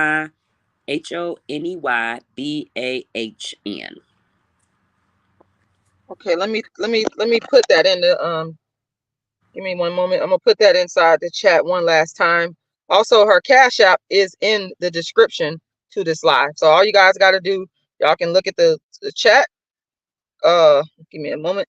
Y'all can look at the chat, and y'all can also look at the description to this live, and you will see the Cash App is there. I also want to say shout out to Keith, because you're the one that introduced us. So thank you, Keith, for caring. Yes, Keith thank is you, a very Keith. nice guy. Keith is such a sweetheart. I found Keith as well on the internet. I found Keith on Kendra's show, and I thought Keith was cool. So I reached out to him because I thought he was really a sweetheart. And not only that, there was a lot of people in the comments talking trash about Keith, and I just didn't appreciate that because he seemed like a very nice, respectable person. He's good people. I've been knowing him for a very long time. This guy is a good Black man. No kids, works. I mean, he's a good person. No, I know Keith is a pretty amazing dude. He's a really he's a man. That's what all I can say about Keith. Keith is a man.